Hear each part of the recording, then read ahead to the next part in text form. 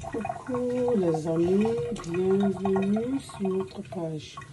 Aujourd'hui, nous allons faire du foufou de manioc. Vous voyez la texture?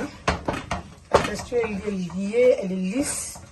Vous passez de la tubercule de manioc à un foufou de manioc.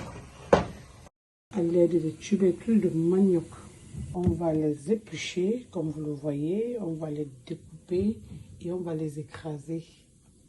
Restons connectés pour la suite.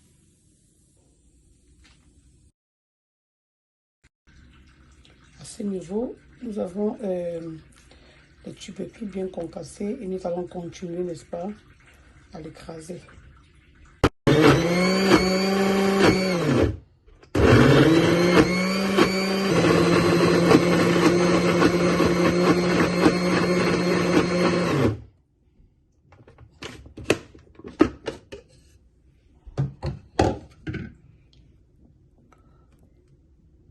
Voilà la texture finale dont nous allons obtenir. Voilà, on n'a pas de gros mots, c'est bien écrasé. On obtient une pâte bien onctueuse.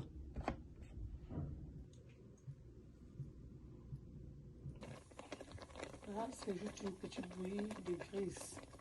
Donc, on a fait un peu de graisse dans de l'eau chaude. J'ai oublié de filmer ça.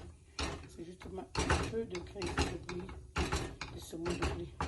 Et là, je vais y ajouter, n'est-ce pas, notre tubercule de manioc bien écrasé et transformé en crème. Je le mélange avec un peu d'eau pour qu'il soit un peu plus liquéfié avant de mettre, n'est-ce pas, dans la casserole et cuire.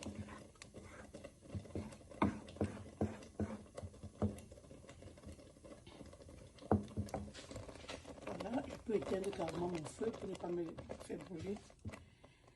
Je vais tourner, n'est-ce pas, ma semoule. Là, je me rassure que ma semoule est bien lisse.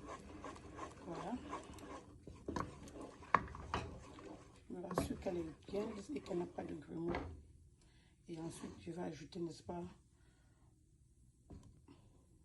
la crème de tubercule de manioc à l'intérieur. Voilà. Je vais rincer ma marmite. À jeter mon foufou. Parce que là, je suis comme chef. Nous récupérons toujours tout. Voilà. Maintenant, je vais allumer mon feu. Et je me mets juste à remuer jusqu'à ce qu'elle se transforme en foufou. Le processus est très facile. Je vais remuer. Là, le son va devenir peu à peu colloïdal. Et là, nous allons obtenir un foufou de tubercule de manioc.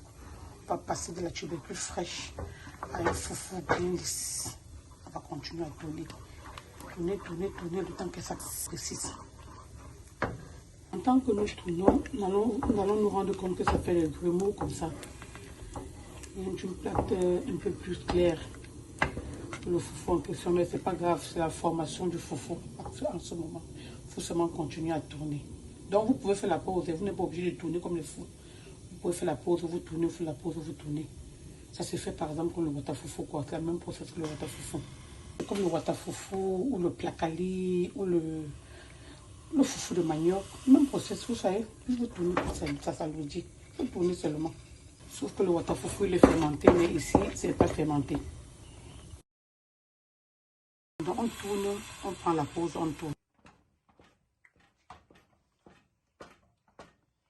Vous voyez la texture? La texture elle est liée, elle est lisse. Vous passez de la tubercule de manioc à un foufou de manioc. Moi, mon chéri m'a dit tout à l'heure qu'il veut avaler quelque chose. Ah, petit gars, le père s'est dit qu'il va avaler comme ça. Maintenant, il fait comment alors? Directement, j'avais ma demi-tubercule de manioc, j'avais transformé ça en foufou. Ah, maintenant, il va avaler ça soit avec le gombo, soit avec la sauce d'arachide, avec un peu de gombo, soit avec un peu de gombo, avec un peu de pistache mélangé. Ça revient au même. Vous voyez la texture de notre foufou, non? Elle est lisse, elle est liée, elle est propre. Vous voyez? Lisse, liée et propre. Regardez.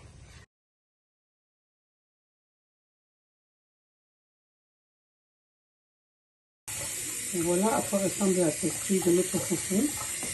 Maintenant, nous allons justement les emballer. Voilà notre foufou bien emballé. On attend juste le temps qu'elle refroidisse pour profiter de ça. Soit avec la sauce gombo, soit avec la sauce gombo aux cacahuètes, soit avec la sauce gombo aux arachis grillés, soit avec la sauce gombo aux graines de courge ou appelée pistache. Bon appétit à tout le monde.